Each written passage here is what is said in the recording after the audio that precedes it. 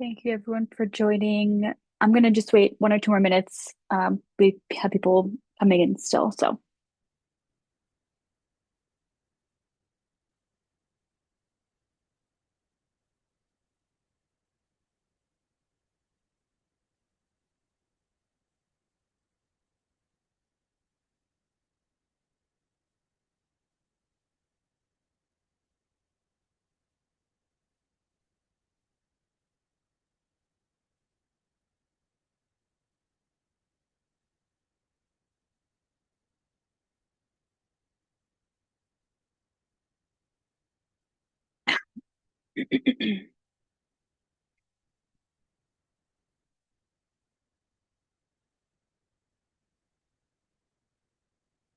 okay. I will get started at least with the intro, and then we'll see. I have to manually approve people to come out of the weight room, so I might have to monitor that while I'm talking. Um, Also, I will note we've had a couple problems with people joining and drawing vulgar things on the screen slash showing their video when they shouldn't. So apologies in advance if that happens during this. It's happened twice in the other two webinars this week, but we've been tweaking the security settings and hopefully we're good. But just if any of you were on the other two webinars this week, you will have known what happened there. So hopefully not that person does not come to this webinar. So just wanted to preface that. But hi everyone. Thank you for joining. My name's Olivia McClellan. I am an agent at Good Neighbor Realty. And for those of you who don't know, Good Neighbor, we are the state's Colorado's top short-term rental brokerage. Last year, our team did just under $200 million in sales. We primarily transact short-term rentals, helping people buying and sell short-term rentals in Colorado. We also help with primary residences, long-term rentals, small multifamily, mid-term rentals, but our specialty is short-term rentals. So that's primarily what my focus is going to be on today when I'm talking about all this stuff. It's kind of through the lens of a short-term rental, but a lot of these can be applied to other rental strategies as well. I personally, as an investor, have been buying one property every year for the last 4 years. I have three short-term rentals, all in Arvada, and then a primary residence in Lakewood. And part of the way that I've been able to scale so quickly is by using the concepts that I'm going to be talking about today, primarily the tax benefits of real estate. And I've been able to take the tax benefits and the refunds that I've been getting and roll it over in subsequent properties. So that's how I've been able to scale personally, buying one property every year. I'm taking a break this year, but I have four so far. And let me share my screen.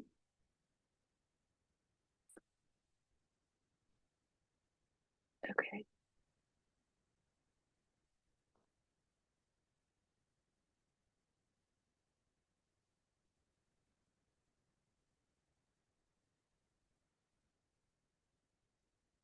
Okay.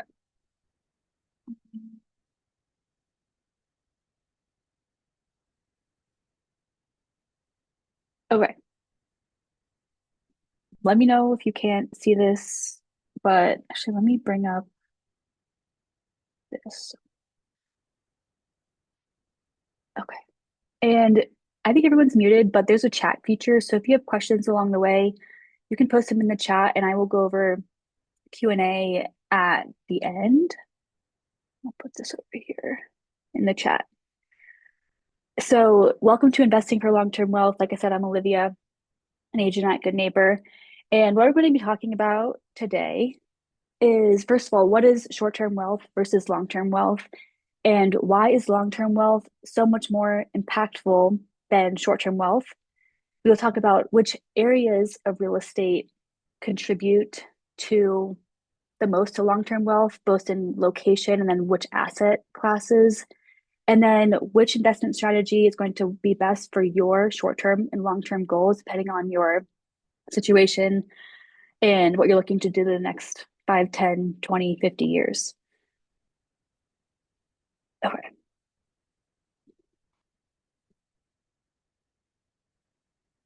First of all, short-term versus long-term wealth. Short-term wealth is easy.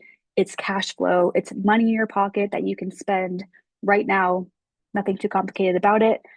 Long-term wealth, we're talking about appreciation. You can't capitalize on that wealth until you sell the property or refinance the property and get cash out, but it's a bit harder to tap into and it grows in the long term. Principal pay down. If you have an investment property every month, your guests or your tenants are paying your mortgage for you, and every month you pay a little bit of principal down, so your loan balance goes down, your equity goes up. That's a form of gaining wealth. And then tax savings. Every rental property, no matter what, if it's a long term, short term, and midterm rental, has tax savings that you can take advantage of that will decrease your taxable income and increase your wealth overall. So those are things like operational write-offs. So your cleaning expense, your utilities, your insurance, your mortgage interest, those are all operational write-offs. You have bonus depreciation, which I will talk about in the next slide. And then you have standard straight line depreciation. Okay, just keeping an eye on the waiting room so I don't miss anyone. All right, let's talk about bonus depreciation real quick just to get this out of the way. A lot of you know about this, but if you don't, pay attention. This is boring and a little bit dry, but incredibly important for a real estate investor, especially someone that's getting into short-term rentals. So all investment properties will depreciate over 27 years. If it's a short-term rental, it will depreciate over 39 years. But different components of the building depreciate over different time periods, which are called depreciation schedules. So the building structure itself, the foundation, the walls, I think the roof, will depreciate over 27 years. So you can write off 1/27th of that value every year. The landscaping, paving, that kind of thing has a 15-year depreciation schedule. And then most of the interior components, the electrical, the plumbing, the floors, the appliances, the cabinets, those all depreciate over a 5-year lifespan. Bonus depreciation lets you deduct all of the value of the items that are 15 or less that depreciate on a 15-year or less schedule in year one. So all of that value of the landscaping, the paving, the interior components, the paint, all that stuff, you can deduct all of that value off of your taxable income in the first year that you place the property into service. And usually that cumulative value is 30 to 40% of the property value. And if it's a short-term rental, you might hear what's called the short-term rental loophole, which allows you to take that giant depreciation write-off and write that off against your non-real estate income. So your W-2 income or 1099 self-employment, non-real estate income, you can write that off. So here's an example of what that looks like. And I have to exit out of this so I can show. But let's say you buy a home for $800,000. The land value is not depreciable. So we're going to subtract that to get the actual building value of 680,000 approximately. With a cost segregation study, this is what's going to assign all of that 15-year and less depreciable value. In cost segregation studies, if you know who to hire, and I have the people that you can hire to maximize your cost segregation amount, you can usually write off 30 to 40% of the building value towards bonus depreciation. So let's say 35% of the building value in this case is $238,000, which means you can write off, if you were to buy a short-term rental and place it into service this year, you could write off $238,000 from your household income, which if you are in the 30% effective tax rate, you would get a refund from the IRS, literally money in your bank account from the IRS of over $71,000. And this I've done it. Dozens and hundreds of our clients have done this. It's not like, you know, under the radar, like crazy thing. This is like a real thing that people are doing to, instead of paying all this money to the IRS, they're putting it into real estate. And that seems like a no-brainer when you put it that way, right? And I will talk about what happens when you sell.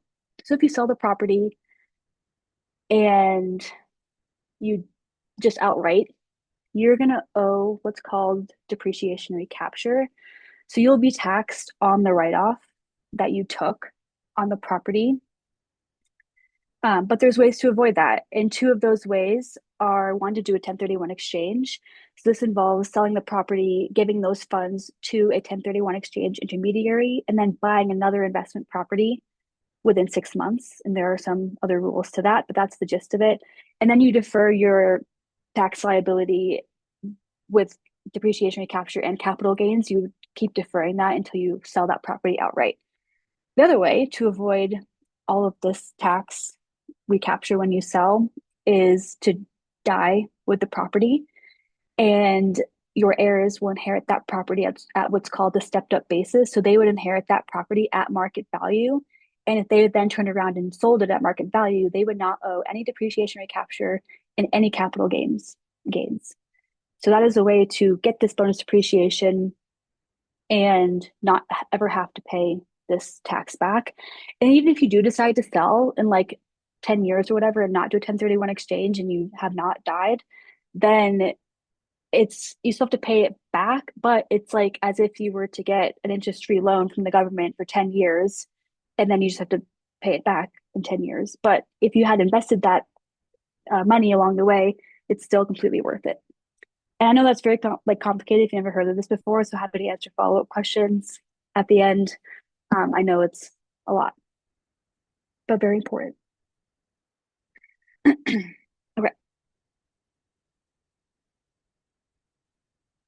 now I'm going to go through an example of why appreciation is so much more important than cash flow. And the numbers might surprise you how drastic it is.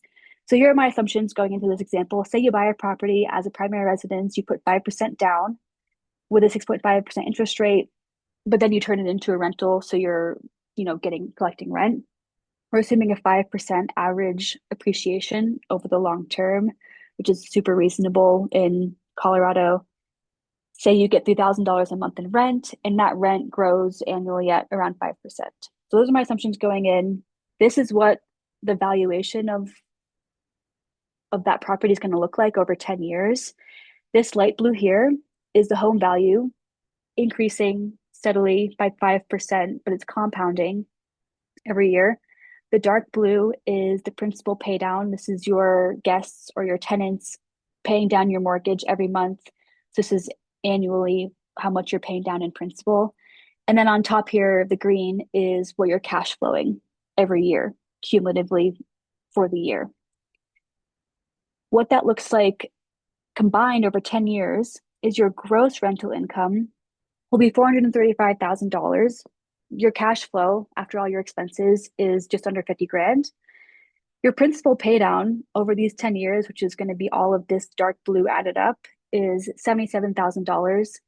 Your appreciation on average over 10 years cumulatively would be 314,000. So your total growth in net worth is going to be $440,000. And if you look at how that's broken down, cash flow is by far the least important thing you have to worry about when you're trying to grow your net worth. My whole purpose of having this presentation is to prove to people that cash flow is not why you should be investing in real estate. It's the least important thing about real estate, unless you're trying to retire, soon and live off that cash flow, then cash flow becomes important. But if you're young or you have a good job or you have other assets that you can live off of and you want to, pay for your kids' college in however many years or pay for your retirement in a couple decades or 10 years or whatever, cash flow is not what's going to make or break whether you can retire or kids go to college. Like, it's mostly the appreciation. Principal pay down is very important. And then these don't include any tax benefits either, which I'll get into in the next slide. But this is just an example to illustrate how important it is to focus on the entire benefits of real estate as opposed to just cash flow. Now I'm going to give you an example comparing two different properties and how the entire benefit of real estate will differ between the two. So the first one is a home in Blue River, which Blue River is just like 5 to 10 minutes south of Breckenridge. It's a really great short-term rental market, but it's expensive. So this home here is an active listing for about 1.6 million. This PowerPoint will get sent to all you guys, so you can click into these pro formas and see how I broke down the numbers I'm about to show you. So we're comparing Blue River, which is a highly appreciating market. Cash flow is modest versus this house in Westminster. Westminster is modestly appreciating, but cash flow is better because home prices are cheaper.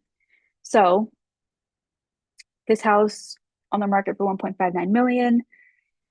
Between the down payment, the furnishings, the amenities to set it up to be a short-term rental, you can expect to invest about $425,000 of cash. Your annual cash flow is about 19,000, which is not that much compared, like considering you just put 400 grand into this property. Your principal pay down is going to be about 11,000 for the year for year one. And then Summit has been appreciating like 10 to 15% over the last 10 years. Of course, COVID was in there, so we're going to be a bit more modest and say it might have an 8% average annual appreciation going forward. And then this bonus depreciation tax savings, this isn't the write-off. This is the actual check from the IRS coming into your bank account if you were to buy this property and be at like the 32% tax brackets, 190,000. And so if I add up these four numbers here and divide by this total cash invested, that's what you get. That's you get your return on investment for year one, which is 82%. If you just looked at cash flow, it'd be like, I can do that in the stock market. But this doesn't factor in all the other benefits of real estate, which is how you get to that 82% ROI. You made almost all of your money back in year one, not in cash, but in net worth increasing. Now let's compare that to Westminster. This house is currently for sale for 535. Down payment, amenities, furnishings would get you to about 180,000 in gross or in cash invested. Your cash flow is $14,000 a year, which is almost the same as this, house that's triple the price in Breckenridge. Principal pay down is 4,600 for year one. I'm assuming Westminster will appreciate about 3% annually going forward in the long term. So you get $16,000 of appreciation, and then your bonus depreciation tax savings is going to be 64,000. So your ROI is still fantastic at 55%, but compared to the Blue River house, it's a lot less. Now, I will compound out all these numbers for 10 years to show you really how different these assets are and how beneficial all the components are of real estate in addition to just cash flow. So same purchase price, same cash invested, cumulative cash flow of 185,000. Your loan is now $156,000 less than when you purchased the property. This thing will have appreciated $1.8 million in 10 years, more than doubled in price in 10 years because appreciation is compounding every year. And the same bonus depreciation tax savings from year one. So all these numbers added up here is almost $2.4 million, which is a 585% return on your initial $425,000 of cash invested. And if you're asking like, well, I'm going to be putting more cash into the property, it's like, well, the property should provide enough income to that you could always pull out of that bank account as opposed to investing more of your own money. So this cash invested number will stay the same theoretically, unless you do like a major renovation, which in that case, it would increase the value of your home even more. Compared to Westminster, same concepts here. So basically put the combined cash flow, principal pay down, and appreciation and you still increase your net worth by $450,000, which was a ROI of 250%. Both cases are great, like way better than the stock market, if you think of it that way. But the Blue River property, even though the cash flow or the cash on cash is much worse, it is a much better investment for growing your wealth in the long term. And it's hard to really convey that without showing you all the math. So that's why I wanted to just give you some numbers to show like this is really, really impactful. All right, now that I've proven that appreciation is really, really important for long-term wealth, now let's look at what kind of assets are best for appreciation, mostly comparing condos and townhomes versus single-family homes. Of course, you could pull in like duplexes and multifamily. The data isn't easy to compare, so I'm just not pulling that in. But uh, looking pre-COVID, this is for Denver metro region. If you were to buy a condo or townhome in 2017, on average, it appreciated 46% up until now. Since 2020, condos and townhomes have appreciated 20%. And then since 2023, they've actually depreciated 9%. Single family homes have appreciated 56% since 2017, 31% since 2020, and then a pretty stagnant, just a 3% appreciation since 2023. And the reason for this is very apparent once you understand and like look at what's happening. If you live around Denver and you see all the new construction that's going up, it is primarily condos and townhomes. Land here is expensive. It doesn't make sense for builders to buy a land and build a single family home. They are maximizing their number of doors per parcel of land.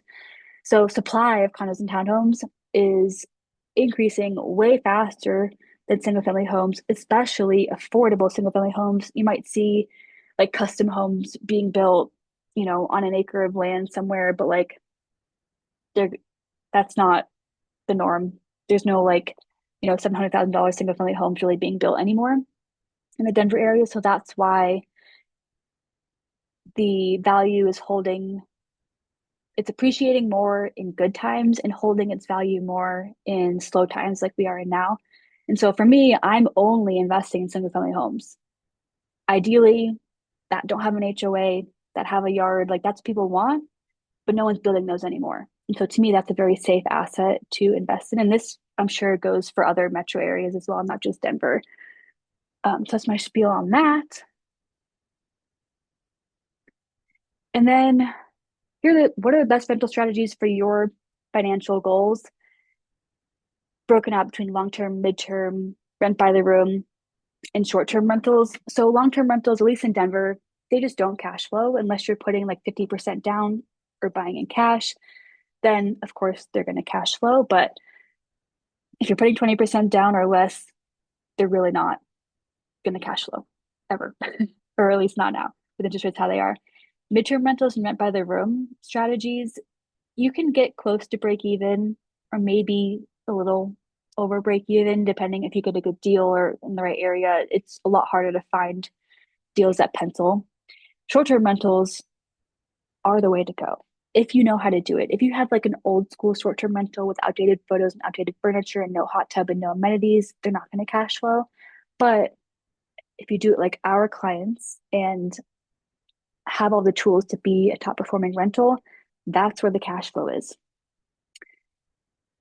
And then going on to the tax benefits side, there are tax benefits with any sort of rental property. You have straight line depreciation that you can use to essentially write off the income that you were to get with your rental. So long-term, mid-term rent by the room rentals still are good for tax benefits, but with the short-term rental loophole, meaning you can deduct the depreciation from a short-term rental against your W-2 or non-real estate income, that can only be done with short-term rentals.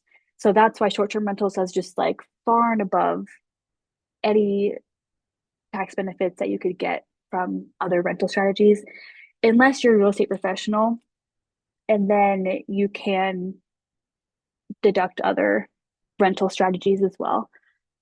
But that's a different, most people aren't real estate professionals, so um, that doesn't apply to most people.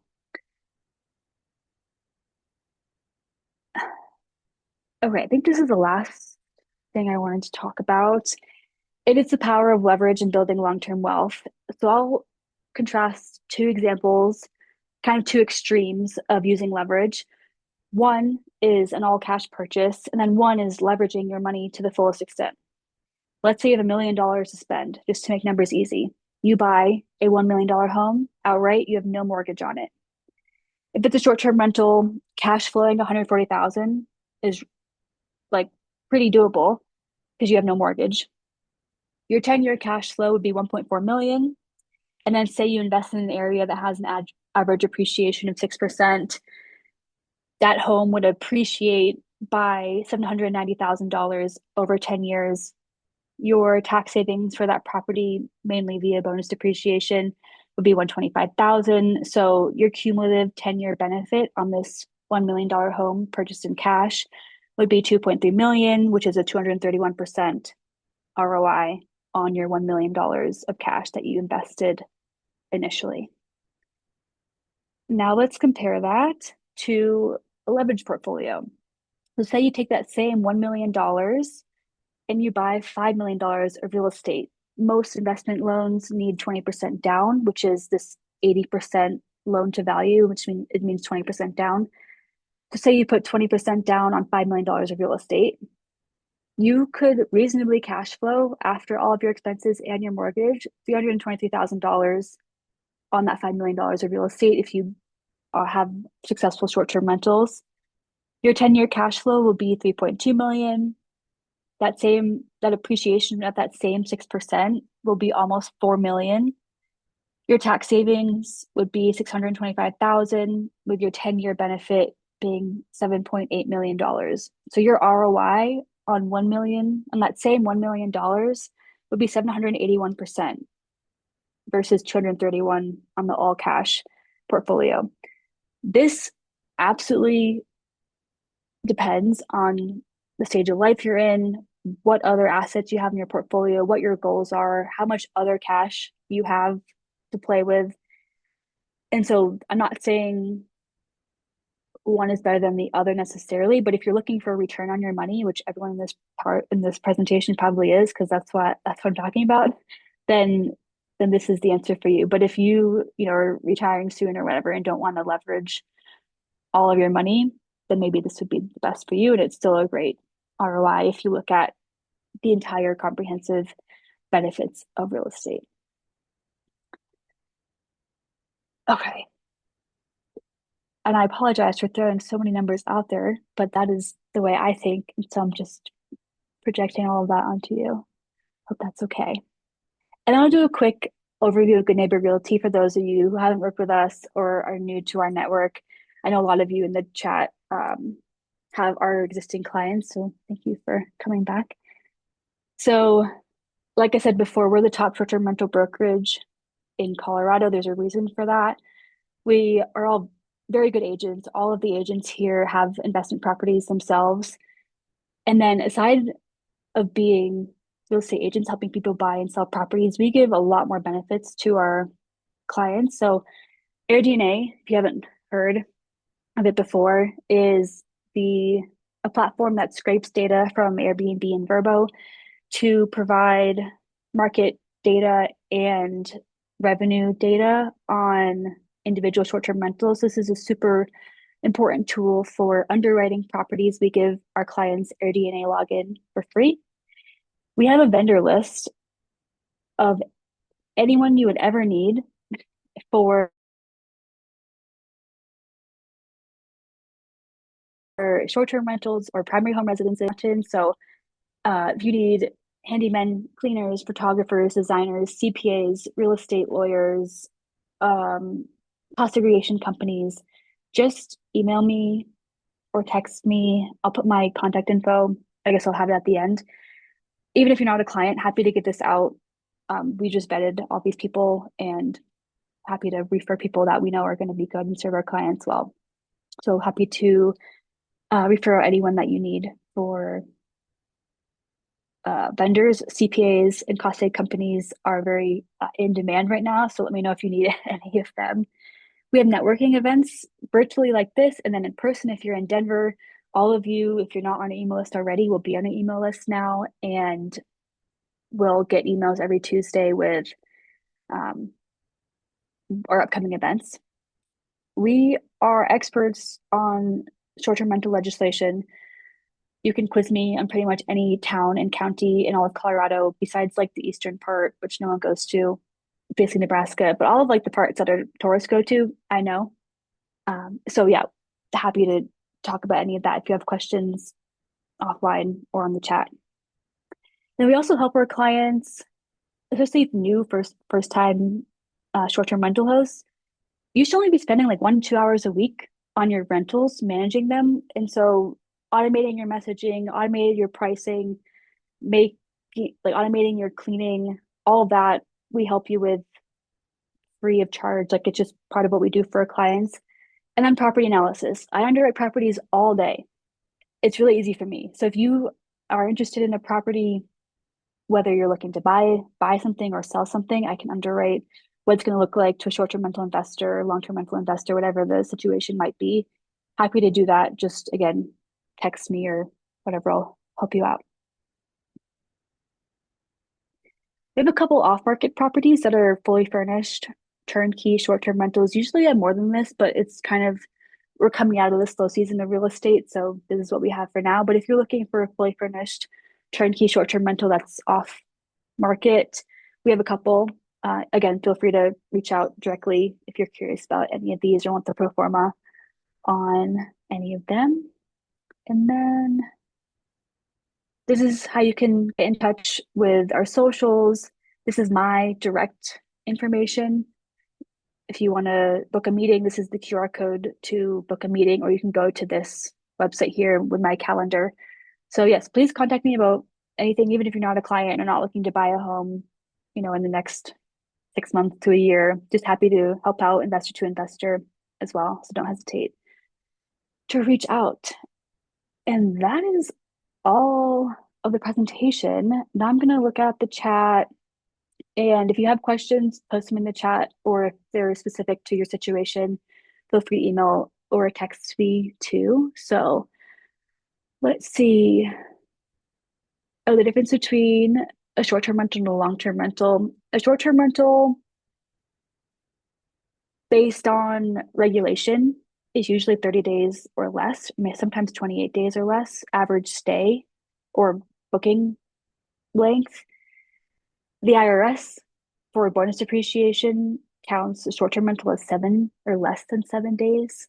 But as far as like getting a short-term rental license, that's for rentals that are 30 days or less. And then I mentioned midterm rental a couple of times in this too. That's stays from like 30 days to 6 months. Usually they're furnished. They are for like traveling nurses or digital nomads, someone looking for a temporary furnished stay, but longer than like an Airbnb stay. And then a long-term rental is, unfurnished, classic lease, that kind of thing.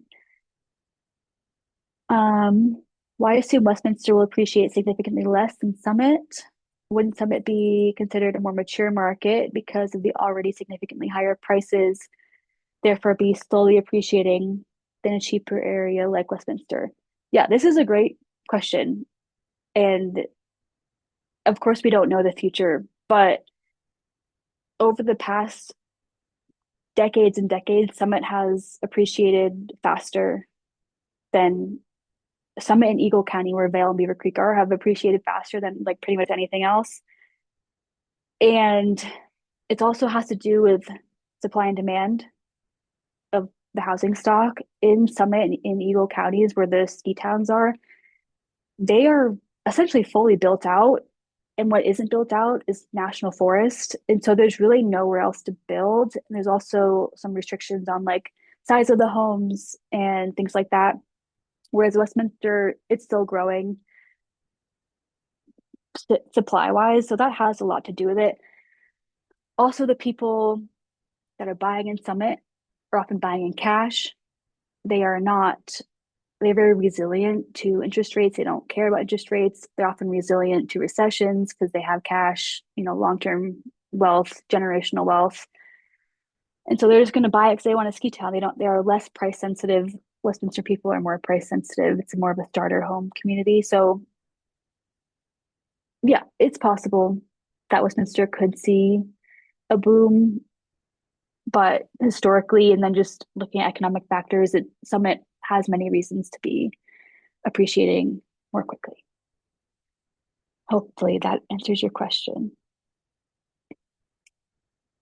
You mentioned that this analysis focuses on short-term rentals, but the concepts are similar for long-term rentals.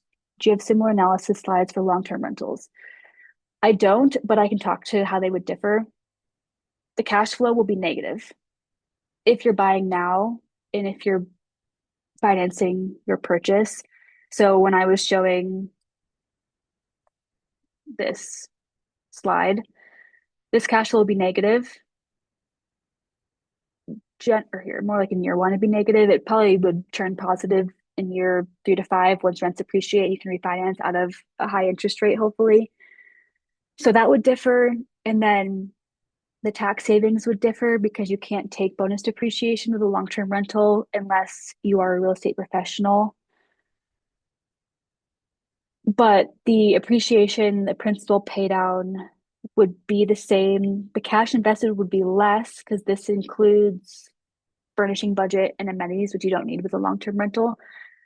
And then, yeah, I think that's pretty much it. So if you like don't want the work of a short-term rental, even though it's not that much work once you figure it out, and you're okay with subsidizing your mortgage in exchange for getting the appreciation in principal pay down, then it could make sense to buy a long-term rental. But most people at least want to break even, and that's just really hard to do in Colorado right now. Now you can cash flow on long-term rentals like in the South or in the Midwest, but not really in Denver or Colorado.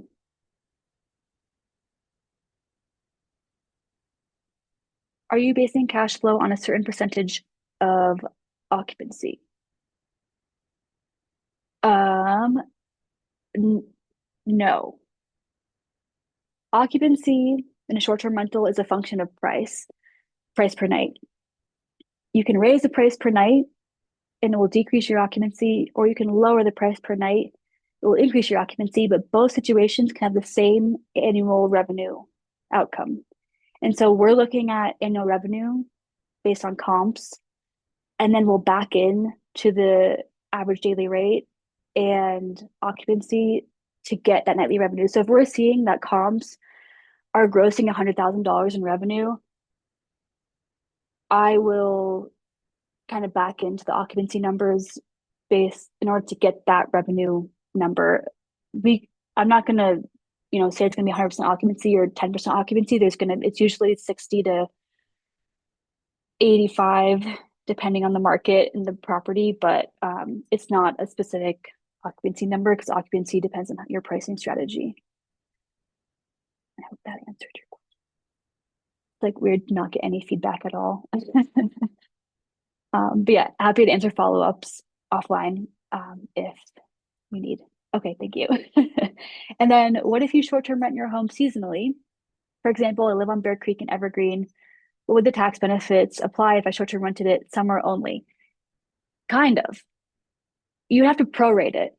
So if you live in your home half the year and you rent it out half the year, you could take half of the tax benefits and check with your CPA, but that's my understanding. Similarly, if you Airbnb half your home, so like this is what I did. This is how I started my real estate journey. I bought a home that had a walkout basement and I created a separate mother-in-law suite in the walkout basement.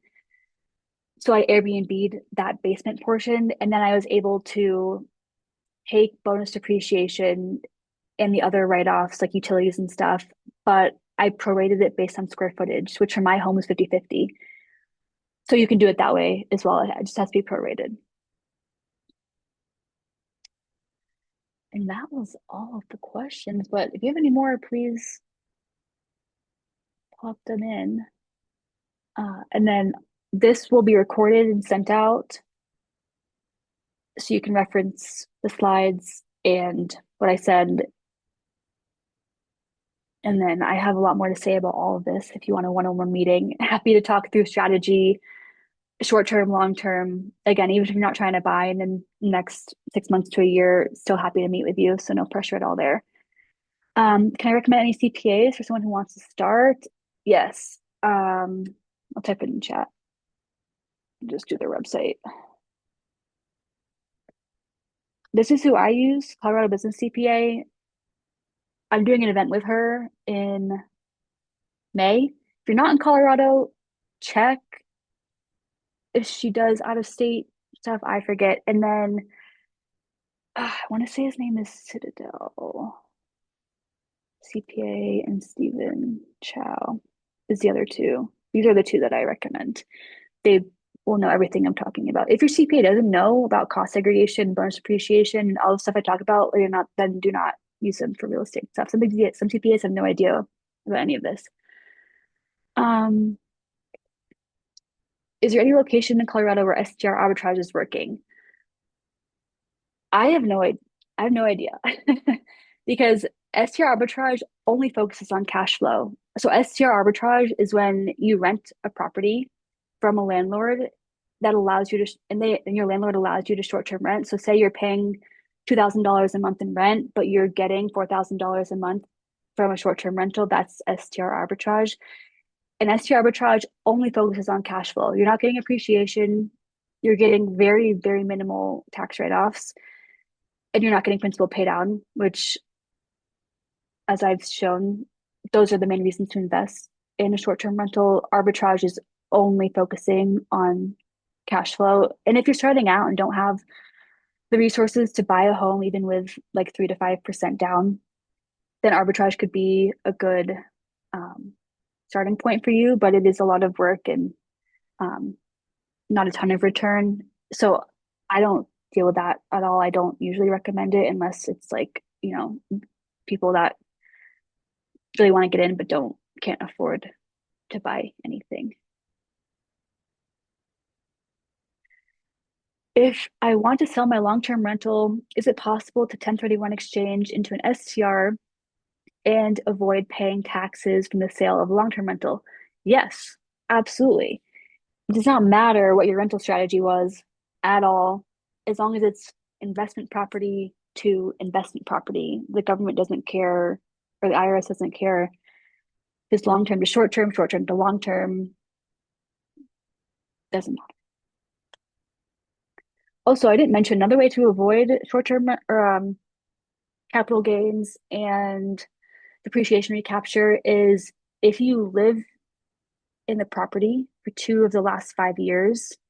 If you live in the property as your primary residence for 2 of the last 5 years, then you can qualify for the primary residence exclusion, which for a married couple can exclude you from up to $500,000 of capital gains. For a single person, $250,000 of capital gains.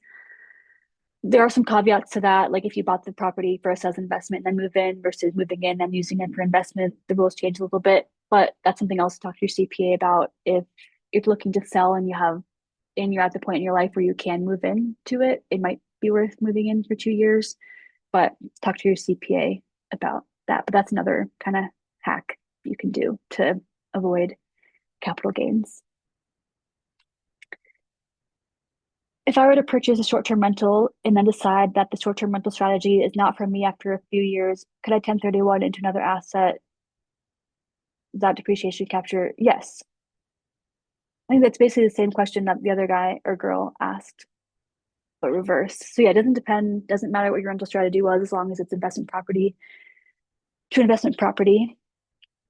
Other people sometimes ask me, like, if I short-term rent and use a short-term rental loophole and get bonus depreciation, but then the next year I don't want a short-term rent anymore, what happens?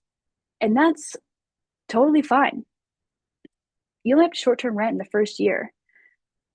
You can then, like the first calendar year, the next calendar year, you can long-term rent, you can midterm rent, you can move into the property yourself. you only pay that recapture when you sell and if you don't do a 1031 exchange. So if you're like against short-term renting, like you don't want the hassle, you don't want to do all that stuff, but you want the depreciation, the bonus depreciation, short-term rent for 1 calendar year, you can buy the house in September, launch it in December, short-term rent for 1 month, come January, turn it into a long-term rental, turn it into whatever you want to do for your rental, and you're good. You got bonus depreciation in 2020 in like the year you placed into service, even if it was just 1 month. So that's another way to get bonus depreciation and not short-term rent in the long term if you are against it for whatever reason. And if anyone is a CPA and disagreeing with me, please let me know because I'm not a CPA. I just know a lot about tax. So check everything with your CPA. Do you consult or have resources that consult on new builds? I don't really know what you mean by consult on new builds. Like help you buy new builds? Certainly, we do that. Um, we did have a webinar like a year ago about new builds, but we do help clients buy new builds for sure. And happy to talk to you about that. Did you use HELOCs to buy your investment properties? I, or okay, about the new builds, help with permits and calculating income. Oh, like building your own house. Oh, I thought you meant buying a new build that a builder has already built. Building your own house. No, we can help you buy the land, but then, and we can connect you with the builder, but then the builder would be the one to help you with permits. Calculating income, yes, as long as you have an idea of what you're trying to build, like bedroom count, and type of property. But we have builders we can connect you with, whether it's mountains or metro. Okay, did I use HELOCs to buy my investment properties? A HELOC is a home equity line of credit, so you can tap into your equity, pull it out, get the cash, buy something else. I didn't. I bought my first home as a primary residence, so I only needed 5% down. And then I was house hacking, so renting out my basement. So I wasn't paying a mortgage. My interest rate is 3.8. I know. Like I wish I could get it again. So I didn't have to pay a mortgage. My basement rental covered the whole thing. Was able to save up enough money to for a down payment on my next house. This is my husband and I together. And then on that next house, since it's a full short-term rental, I got bonus depreciation. It's like 60,000 ish that I got back from the IRS.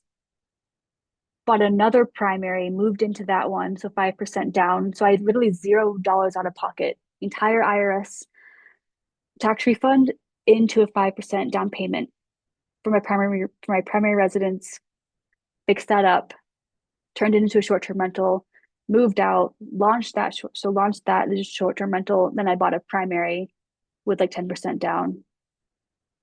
So I bought three primaries, which I don't have kids yet. So I was able to move, my husband and I were able to move like all around the Denver area, buying primaries a minimal amount down, and then using bonus depreciation from those rentals to roll over it into the 5% down. And so that's how like a young person scales is by moving and doing the tax write-offs. If you're not willing to move, then you need more down, 10 to 20% usually. You might not be able to scale as quickly. But yeah, there's different strategies. Cool. Okay, if I buy a short-term rental in 2026, but my income is half of what I expect it to be in 2027, can I delay taking the tax benefit from the bonus depreciation, take it later to offset a higher income from my W-2? So that is a good question. And I don't know. I think so. Okay, sorry, I don't think so, but I don't know. I think it's the year you place it into service that is the year you take the bonus depreciation. If I were you, I'd buy two, buy one this year and one next year. Most like a lot of our clients, especially high income clients that have a high tax bill, they're buying one a year. So it's doable, it's possible. I can work with you to tell you how that would work financially, but ask a CPA, I'm sorry. But good question. I can tell you understand what's going on. Okay. Anything else? Thank you for all the questions. I like problem solving, so helpful. Okay.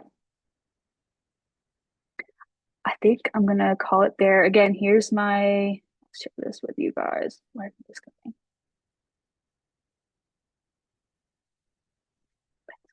There we go. Scan the QR code if you want to set up a meeting. Email me with anything you need. If you have a property you want me to underwrite, if you have a location in mind that you think you might want to rent, short term or long term, but don't know the regulation or the nuances of the regulation, I'm happy to tell you. If you need any vendors, if you have a short term rental that's not performing well and you want me to like do a quick audit on it of how you might be able to increase the performance, happy to do that as well, complimentary, just anything you need. So, anyways, thank you guys for joining. This presentation will be sent to you, and so will the recording. And yeah, don't be a stranger. Please, hopefully, see you at other events as well. So, have a good day, everyone. Happy weekend.